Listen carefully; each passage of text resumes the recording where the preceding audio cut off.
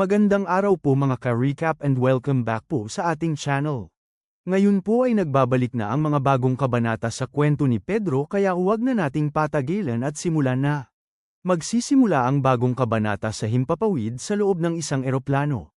Inabutan ng isang flight attendant ng inumin ng isang pasahero, sa isip niya ay parang nakikilala niya nagpasaherong ito. Nagpakilala ang pasahero na siya si Chai. Nagulat ang flight attendant. Isa daw siyang malaking tagahanga ni Chai. Sinabi naman ni Chai na halata naman daw. Mahirap din itago ang kanyang mukha gamit lamang ang sunglasses. Tila si Chai ang isang sikat na celebrity kaya nang mapansin ito ng ibang pasahero ay parang na-excite sila at gusto nilang magpa-picture sa kanya. Humingi ng paumanhin ng flight attendant dahil daw sa kanya ay napansin siya ng ibang mga pasahero. Bigla naman na kinuha ni Chai ang kamay ng flight attendant.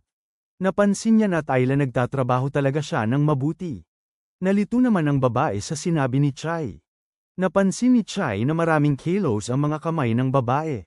Dahil daw ba ito sa trabaho? Pero napaka-interesante naman daw dito saad ni Chai. Nakakamangha. Ang mga flight attendant daw ay hindi naman nagkakaroon ng ganitong mga kilos. Pero ang mga taong gumagamit ng baril ay nagkakaroon. Anong baril daw ang pinagsasabi niya saad ng flight attendant? Hindi lang baril, pati din kutsilyo. Nilabas na nga niya ang baril at hindi inaasahan na ibang mga pasahero ay may mga sandata din. Lahat sila ay para tapusin si Chai. Sinabi ng babae sa kanya na tila kinukuha na ng glory ang lahat. Silang mga maliliit na grupo ay nawawalan na ng pagkakakitaan. Pero ayos lang ito dahil kapag napatay nila ang isa sa mga katulad niya, ay magkakaroon sila ng fiesta na sapat sa ilang araw. Katulad niya na isang disciple. Sinabi ng isang assassin na kung anuman ang binabalak ni Chai na gawin ay wala ng silbi. Napapalibutan na nila siya at armado pa. Pero nagtaka ang assassin na ito. Tinawag niya ang flight attendant sa pangalang Catherine. Ano pa daw ang ginagawa niya? Barilin na daw niya ito. Wala na siyang magagawa pa. Pero nagdadalawang isip ang babae. Tila may mali na nangyayari. Sa isip niya ay hindi niya ito mapagtanto. Nanginginig ang kanyang mga kamay. Ni hindi niya makalabit ang gatilyo kahit anong sigaw pa ng kanyang kasamahan. Pinagpapawisan na si Catherine. Pinipilit niyang kalabitin ang gatilyo pero bakit hindi daw niya magawa? Galit galit na ang lalaking nasa likod dahil ano pa daw ang kanilang hinihintay. Bakit sila nagdadalawang isip? Hindi nila alam ang gagawin ni Chai kaya tapusin na nila ito. Sinabi naman ni Catherine na parang sira daw yata ang baril. Tinawag naman ng iba ang kanilang kasamahan para papuntahin sa first class kung nasaan si Chai. Biglang tumayo at sinabi naman ni Chai na hindi mahalaga kung ilang libong bala pa ang kanilang papakawalan. Dahil hindi daw ito uubra sa kanya. Dahan-dahan na ginalaw ni Chai ang kanyang kamay na tila may pinapaikot. Hindi inaasahan ang sunod na nangyari sa loob ng eroplano. Lahat ng mga pasahero pala ay mga assassin din na balak tapusin si Chai. Sinubukan pa nilang kunin ang kanilang mga sandata pero nahirapan sila dahil sa paggalaw ng eroplano. Hindi daw ito maaari saad ni Catherine. Nakabaligtad ang eroplano. Ano daw ang ginagawa ng kapitan? Hindi ito maaari. Pero di nila alam na kahit ang kapitan ay walang kaalam-alam sa nangyayari. Sinubukan niyang galawin ang kontrol pero hindi niya ito magawa. Hindi niya maigalaw ang kanyang mga kamay. Biglang may malakas na pagsabog sa loob ng cabin. Ano na daw ang nangyayari doon? Sumagot daw sila. Pero kahit anong tawag niya ay ni isa ay walang sumagot. Isang minuto. Isang minuto pa lang daw ang nakalilipas nang marinig niya ang unang putok ng baril. Hindi niya maintindihan. Anong klaseng halimaw daw ang naruroon sa loob ng cabin? Nag-aapoy na ang loob ng kabina. Nagsalita si Chai at sinabi na hindi mahalaga kung gaano man karami ang nasa loob ng eroplanong ito. Dahil ang resulta ay hindi mag-iiba. Karumal-dumal ang nangyari sa loob ng eroplano. Nakabaliktad lahat ng pasaherong assassin at wala ng mga buhay. Binuksan na ni Chai ang emergency exit ng eroplano. Tila planado na niya ang lahat at suot-suot ang isang emergency parachute. Dumating na rin sa wakas ang panahon. Matagal-tagal niya din itong hinintay. Malalaman niya kung karapat-dapat nga na itaya niya ang kanyang buhay para dito. Doon nga ay tumalo na siya mula sa eroplano nang walang takot. Sa kabilang banda naman ay may nag-uusap na mga bata na galing sa paaralan. Biglang tinawag ang isang batang babae sa pangalang Hana. Tinawag niya din itong Dad. Napangiti si Pedro nang makita niya si Hana na patungo sa kanya. Pero naglaho ang mga ngiti na ito nang nilagpasan lang siya ni Hana. Ang masaklap pa nito ay ibang tao ang tinawag na Dad ni Hana. Habang naglalakad palayo ay tinititigan lang sila ni Pedro na may lungkot sa kanyang puso. Nakikita niya na masaya si Hana sa ibang magulang. Si Pedro, na pinakatuktok ng kanyang propesyon, ay nagkaroon ng kahinaan. Pero ang lahat ng ito ay panaginip niya lamang. Hindi mawala sa isip niya si Hana at kung nasa maayos lang ba siya na kalagayan. Sa kabilang banda naman ay mayroong concert ang isang idol. Ang bida sa concert na ito ay si Seren. Isang rookie sa larangan ng K-pop. Palakpakan ng mga tao sa kanyang performance. Nanood naman sa TV sila Thaddeus, Simon, at Makang. Sinabi naman ni Thaddeus na pwede na pala maging singer kahit hindi daw marunong sumayaw o kumanta. Wala daw siyang alam sa kanyang pinagsasabi saad ni Simon.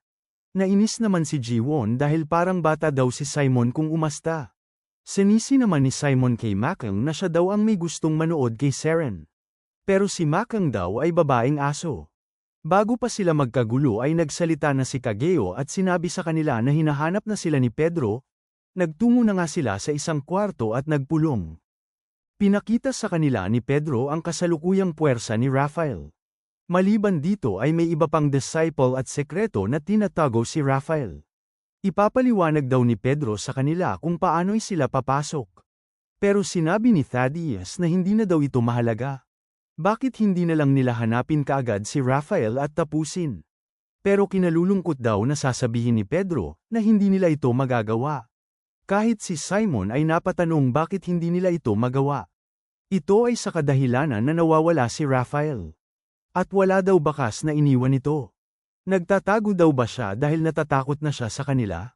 Galit na tanong ni Simon. Pero sinabi ni Kageo na hindi, kilala daw niya si Rafael. Dadaanan niya lahat ng mga paraan para lang makuha ang kanyang gusto. Patunay daw na ang biglaan niyang pagkawala ng walang bakas ay tanda na may malaki siyang pinaplano. Nagtanong si Thaddeus kung ano na ang susunod na hakbang nila. Pinatingin sila ni Pedro sa malaking screen at may pinakita ito. Ito daw ang dahilan kung bakit niya sila pinapunta dito. Pinakita ni Pedro ang larawan ng isang estudyante. Nagtataka sila kung bakit estudyante ang kanilang kalaban. Pero sinabi ni Pedro na luma na daw ang larawan na ito. Sino daw siya tanong ng iba? Pero parang nakikilala siya ni Thaddeus. Kilala daw siya ni Thaddeus saad ni Pedro. Siyempre naman daw. Yan daw si disciple Andreas ng Glory noong kabataan niya. Pero matagal na daw ito. Isa daw siya sa mga bagong disciples, pero kilala siya bilang the unknown one. Pero ano daw ang meron sa kanya? Biglang napansin ni Thaddeus ang mga babae sa likod ng larawan ni Andreas. Pareho daw ito sa uniforme ni Hana na nakita nila sa isang larawang pinadala ni Rafael. Sa tingin ni Pedro ay malaki ang connection ni Andreas kay Hana kung sakali. Pero sino daw itong si Andreas o Andres na tinutukoy nila? Tanong ni Simon. Hindi rin alam ni Kageo. Nagtaka naman si Simon, hindi daw ba sila magkasama sa Glory noon? Misteryoso daw ang taong ito saad ni Kageo. Pero ang alam niya, matagal na silang magkasama ni Rafael. Naging disciple daw ba siya dahil magkalapit sila ni Rafael? Tanong ni Simon. Hindi, sagot ni Thaddeus. Kabaligtaran ito. Ano daw ang ibig niyang sabihin? Ang alam niya, mabilis na nakuha ni Rafael ang kanyang mga plano dahil sa tulong ni Andreas. At isa pa, puno ng sekreto ang taong yun. Kahit siya at si Kageo ay hindi rin alam ang dahilan. Sunod na pinakita ni Pedro ang mga nakakatakot na mga insidente. Ano daw ang mga ito? Ayon kay Pedro ay kagagawan lahat ito ni Andreas. Hindi daw ba siya gumagamit ng telekinesis? Paano daw ito naging posible? Paano nila siya mahahanap? Nabigla sila lalo na si Simon sa sunod na pinakita ni Pedro. Ito ay si Seren. Hindi makapaniwala si Simon na ang kanyang idolo na si Seren ay masasama sa kanilang pag-uusap. At hindi lang ito. Sinisigaw ng mga fans ang pangalan ni An Doyoon. Mas lalong nabigla si Simon. Huwag daw nilang sabihin na si disciple Andreas na tinutukoy nila ay ang nakikita nila ngayon sa video, ang taong napasok ang Boeing 708 at tinapos ang 385 na tao sa loob lamang ng 1 minuto. Kilala bilang The Unknown One. Rank, Disciple. Codename Andreas. Paano daw na ang isang sikat na host ng isang palabas ay disciple ng Glory? Kahit si Ji-won ay nagtataka din. Sinabi naman ni Kageo na kahit sila ay hindi rin alam, pero sinabihan sila ni Pedro na malalaman lang nila ito kapag inobserbahan nila siya ng mabuti. Ang taong nakikipaglaban sa mga halimaw, ay dapat maging maingat para hindi rin sila maging halimaw. Patuloy ang palabas at biglang tinanong ni Seren si An Do-yeon. Mayroon daw ba siyang malapit sa kanya na kanyang namimes? Wala namang pag-aalinlangan na sinabi ni An Do-yeon na mayroon siyang namimes. Ito daw ba ay isang kaibigan, girlfriend, o artista din daw ba ito? Hindi sagot ni An Do-yeon. Mas mahalaga pa daw ang isang ito kaysa sa mga binanggit ni Seren. Kung ganoon, bakit hindi daw niya ito batiin? Nahihiya daw siya dahil maraming mga kaibigan niya ang makakakita nito. Pero magsasalita siya ng kaunti. Miss na daw niya, si Hana. Sinong Hana daw ang kanyang tinutukoy? Girlfriend daw ba niya ito, o sekretong anak niya? Natawa lang si An Do-yeon. Binabalak daw ba ni Seren na pabagsakin siya? Kung ganoon ay wala na siyang magagawa kung hindi sabihin ang totoo. Si Hana ay, bago pa man matapos ang kanyang sasabihin ay galit na si Simon pero pinipigilan lamang siya ni Pedro. Biglang tinapos ni An Do-yeon ang kanyang sinabi at binahagi na si Hana ay kanyang alagang aso. Pabirong sinabi naman ni Seren na nadismaya daw siya. Natawa na lang ulit si An Do-yeon. Ano daw ba kasi ang kanilang tinutukoy? Mahalaga si Hana sa kanya. Nilalakad daw niya ito araw-araw. Saan? Tanong ni Seren. Sa simbahan ni Pedro, ito ang sagot ni An Do-yeon. Napaka-weirdo naman daw nito sagot ni Seren pero parang bagay naman daw sa pagkatao niya. Galit na si Simon, pero pinipigilan siya ni Ji-won. Kahit si Pedro daw ay wala pang ginagawa. Natapos na ang programa at nagpaalam na si Seren sa kanyang mga fans at mga manonood. Bago magtapos ay nagbigay pa ng huling performance si Seren para sa kanyang mga fans. Napagtanto ni Pedro na may mensaheng pinapahiwatig si An Do-yeon sa kanila.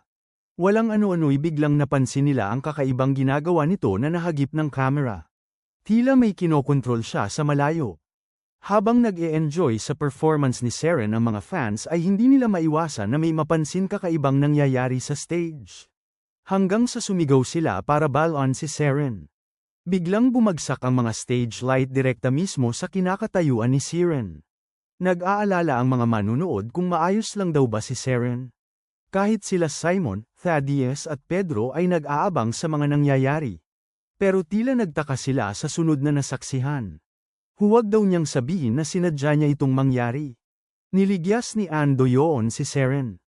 Hawak-hawak niya ito ay napakabilis na nailayo sa nahulog na stage lights. Sinabi naman ni Thaddeus na ito ay imbitasyon galing kay Disciple Andreas pero para sa isang imbitasyon ay sobra naman daw ito. Tinanong sila ni Pedro kung nakita daw ba nila ang nangyari? Oo ang sagot nila. Kung tama daw ang kanyang iniisip, nasa ibang level ang Disciple Andreas na ito kung ikukumpara ito sa mga nakalaban na nila hanggang ngayon. Ibang level, ano daw ang ibig niyang sabihin sa ad ni Ji-won? Ayon kay Pedro, mula sa kanilang pinanood, makikita na parang si Andreas mismo ang direktang naghulog ng stage light. Ito daw ay dahil may telekinesis si Andreas sa ad ni Ji-won. Mali, sagot ni Pedro. Tingnan daw nila ito sabay turo ni Thaddeus pero sinabi ni Ji-won sa kanila na ipaliwanag daw niya ito dahil hindi siya makakita. Hindi daw ginalaw ay Andreas ang ilaw. Si Seren ang kanyang ginalaw. Ano daw ang pinagsasabi nila? Si Seren daw ang biktima dito kaya paano niya ginalaw ang idol mismo? Kung titingnan daw nilang mabuti, ang idol na si Seren ay may hawak na remote trigger sa kanyang kanang kamay. Tila nabansagang bayani si An Do-yeon dahil sa pagkakaligtas niya kay Seren. Tinanong nila si Pedro kung ginalaw daw ba niya si Seren gamit ang telekinesis. Pero sinabi ni Pedro na hindi. Hindi telekinesis ang ginamit niya. Ang ginagamit ni Disciple Andreas ay hypnosis. Lahat na insidenteng may connection kay Andreas, ang mga taong may kinalaman sa mga trahedya ay hindi pinilit na gawin ang mga bagay na ito. Ginawa nila ito na para bang sinadya talaga nila mismo? Ang mga tao ang ginagalaw ni Disciple Andreas. Pero, ganoon lang daw ba kadali mahulog sa hypnosis ni Andreas? Mukhang malabo at imposible daw ito. Pero sinabi ni Pedro na nangyayari ito. Nagagawa ito ng isang angkan. Ang kakayahan daw ni Andreas ay tinatawag na Demon's Curse. Marami daw itong tinapos na ng mga buhay. Pero ang mas nakakatakot sa kanyang hypnosis, ay wala pa ni isa man lang na nakakaalam kung paano niya ito ginagawa. Nakakainis naman ito saad ni Jiwon. Ano na ang kanilang gagawin ngayon? Biglang tiningnan ni Pedro si Thaddeus. Napangiti lang si Thaddeus at tila alam na niya ang kanyang iniisip. May iniisip na palang plano si Pedro. Sunod na araw ay sinimulan na nila Pedro at Thaddeus ang kanilang infiltration. Pumunta sila sa isang set. Maririnig na galit ang isang manager at kailangan na daw matapos ang kanilang ginagaw bago pa dumating si Andoyoon. Nasaan na daw ang mga tagalinis? Biglang dumating si Thaddeus at Pedro at sinabi sa manager na nandito na sila. Nagpanggap silang mga tagalinis. Pasensya na daw at nahuli sila. Napakalawak daw kasi ng broadcasting station. Sino daw sila? Ngayon lang daw niya sila nakita. Bago daw sila saad ni Pedro pero malawak na ang kanilang karanasan. Sinabi naman ni Thaddeus mga bihasa sila sa kanilang ginagawa. Nagsimula na silang mag-ikot sa gusali at sinubukan na din nila kung gumagana ba ang connection nila sa labas papunta kay Jiwon. Naririnig na sila ni Jiwon at nakikita na rin daw ni Jiwon ang mga kamera. Nakita na daw ba nila si Andreas? Ayon kay Thaddeus ay wala siya sa kanyang waiting area. Sinabi naman ni Pedro na alam ni Andreas na pupunta sila kaya nagiging maingat din siya. Ang kanilang advantage ay kilala nila si Andreas pero hindi naman sila kilala ni Andreas. Ang kailangan nilang gawin ngayon ay alamin kung paano gumagana ang kakayahan ni Andreas. Kaya huwag daw dapat umagaw ng atensyon si Thaddeus.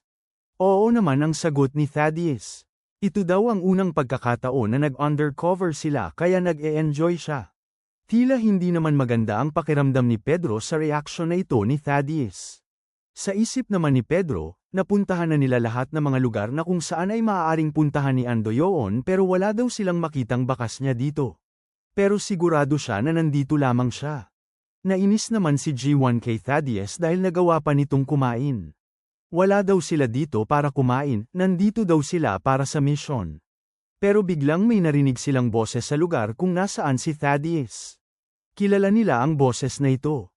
Ang huling sinabi ni Thaddeus bago maputol ang kanilang koneksyon ay sabihan daw nila si Sungo.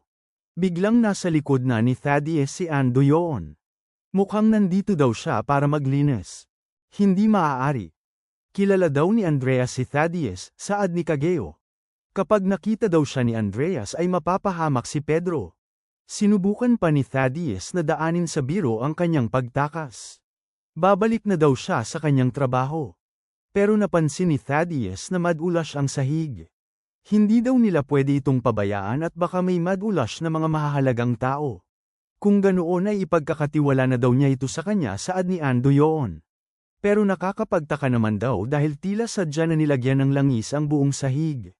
Natawa na lang si Andreas. Alam daw niya na mahahalata ito ni Thaddeus. Kumusta naman daw siya sa kabilang panig, pang-asar na tanong ni Andreas. Maayos lang naman daw pero aaminin niya na mas masarap ang pagkain dito. Pero may isa daw siyang katanungan na nais masagot. Nasaan daw si Hana? Hindi naman daw mahirap sagutan ang kanyang tanong, pero dapat muna niyang linisin ang sahig. Biglang pinalibutan ng mga assassin si Thaddeus. Nag-aalala naman sila Kageo kay Thaddeus. Masyado daw hindi nag-iingat si Thaddeus. Ang mga kalaban daw niya ay gumagamit ng kakaibang mga equipment. Mukhang may dahilan kung bakit nilang sinadya na base ng langis ang sahig. Ito ay para maging madulas ang kanyang mga paa. Delikado daw ito kapag gumalaw siyang bigla. Ang God of Kowloon na si Thaddeus. Gaano na sila katagal nang huling magkita? Marami na daw siyang naririnig na mga balita tungkol sa kanya pero gusto niyang makita kung gaano talaga kagaling ang isang Thaddeus. Nakita na rin niya sa wakas ang talento ng isang disciple Thaddeus. Ano naman daw ang kanyang masasabi sa kanyang talento tanong ni Thaddeus. Napakabilis niyang nakalapit sa harap ni Andreas. At lahat na umatake sa kanya ay wala niyang kahirap-hirap na pinabagsak. Sinabi ni Ando Yoon na tugma nga ang kanyang talento sa kanyang mga naririnig. Sinabi ni Kageo kay Thaddeus na umiwas ito kay Andreas. Hindi daw nila alam ang kanyang sunod na gagawin. Biglang nagsalita si Simon. Kung demonyo ang turing nila kay Andreas nang una nila itong makita, ay tila nangyari na rin ito sa kanya noon. Pero kahit si Andreas daw ay nagulat din. Dahil si Thaddeus ay mas mabilis pa sa isang demonyo. Abangan po natin mga ka-recap sa susunod na mga kabanata ang paghaharap ni Disciple Thaddeus at Disciple Andreas. Maraming salamat po sa panunood at sana po ay nagustuhan ninyo. Please like our videos po and also subscribe to our channel. See you soon. Bye!